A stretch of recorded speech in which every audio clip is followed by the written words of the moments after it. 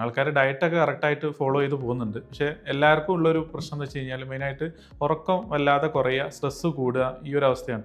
ഈ ഉറക്കം കുറയുക എന്ന് പറയുന്ന സമയത്ത് നമുക്ക് മെയിനായിട്ട് 2 ഹോർമോണുകളുടെ താളവ്യത്യാസം വരുന്നുണ്ട്. അതിൽ ഈ ഗ്രെനിൻ എന്ന് പറയുന്ന ഹോർമോൺ നമുക്ക് വല്ലാതെ കൂടുന്ന ഒരു അവസ്ഥയിലേക്ക് പോകും. അങ്ങനെ വരുമെന്ന് വെച്ചാൽ അമിതമായി ഭക്ഷണം കഴിക്കാനുള്ള ഒരു ആസക്തി കൂടുന്നൊരു അവസ്ഥയിലേക്ക് പോകുകയും നമ്മൾ അമിതമായി ഭക്ഷണം കഴിക്കുകയും ചെയ്യും. അതേപോലെ തന്നെയാണ് ലെപ്റ്റിൻ എന്ന് പറയുന്ന ഒരു ഹോർമോണും. ഇതും ഈ ഉറക്കം കുറയുന്നത് കാരണം ഇത് കുത്തനെ കുറയുന്ന ഒരു അവസ്ഥയിലേക്ക് പോകും. അങ്ങനെ വരുന്നത് വെച്ച് കഴിഞ്ഞാൽ നമുക്ക് ഭക്ഷണം കഴിച്ചാൽ കിട്ടുന്ന തൃപ്തി കിട്ടാതെ ആവുകയും നമ്മൾ അളവിൽ കൂടുതൽ ഭക്ഷണം കഴിക്കുന്ന ഒരു അവസ്ഥയിലേക്കും അത് പോകും.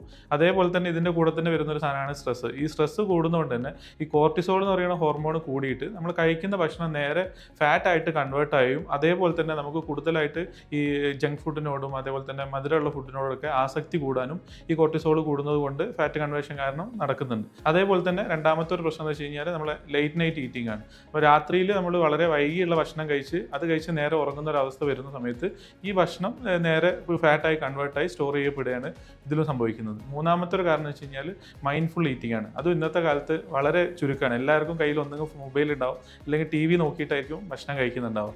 അങ്ങനെ ഭക്ഷണം കഴിക്കുന്ന സമയത്ത് നമ്മളെ ബ്രെയിന് പോലെ തന്നെ നമ്മളെ സെക്കൻഡ് ബ്രെയിനാണ് നമ്മളെ സ്റ്റൊമക്ക്. അപ്പോൾ കഴിക്കുന്ന ഭക്ഷണം കഴിച്ചു എന്നുള്ളൊരു മെസ്സേജും കഴിച്ചിട്ട് ദഹിപ്പിക്കണം എന്നുള്ളൊരു മെസ്സേജും ബ്രെയിനിന് കിട്ടുന്നത് നമ്മൾ സ്റ്റൊമക്കിലേക്ക് കഴിക്കുന്നത് നമ്മൾ ആ കൊടുക്കുന്ന പ്രസന്റ് ഓഫ് മൈൻഡ്സ് കൊണ്ടുമാണ്. അപ്പോൾ ആ സാധനം അവിടെ ഇല്ലാത്തൊരവസ്ഥ വരുമ്പോൾ ഇത് ദഹിക്കാതെ ശരീരത്തിൽ അബ്സോർപ്ഷൻ കറക്റ്റ് ആവാതെ ഇരിക്കുന്ന ഒരു അവസ്ഥ വരും.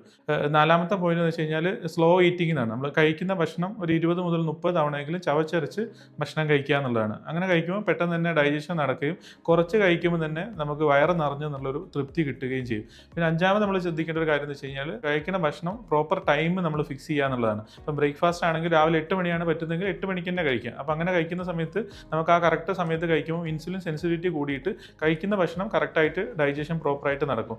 അതേ സമയത്ത് നമുക്കിപ്പോൾ രാവിലെ 8 മണിക്ക് കഴിക്കേണ്ടടുത്ത് പിറ്റേന്ന് 10 മണി പിന്നെ 9 മണി ഇങ്ങനെ മാറ്റി മാറ്റി കഴിക്കുമ്പോൾ ഒരു ഇൻസുലിൻ റെസിസ്റ്റൻസ് ആണ് അവിടെ സംഭവിക്കുക. അങ്ങനെ സംഭവിക്കുമ്പോൾ കഴിക്കുന്ന ഭക്ഷണം നേരെ ഫാറ്റായിട്ട് കൺവേർട്ട് ആവും. ഒരു പ്രോപ്പർ ഡൈജഷനോ ബേണോ നടക്കാത്തതുകൊണ്ട് അതും ഒരു കൊഴുപ്പായിട്ട് അടിഞ്ഞു കൂടിയിട്ട് ശരീരം മെലിയാതെ തടി കൂടാനുള്ളൊരവസ്ഥയാണ് അവിടെയും കാണുക. അതൊക്കെയാണ് ഇതിൽ വരുന്ന പ്രധാന കാരണങ്ങൾ.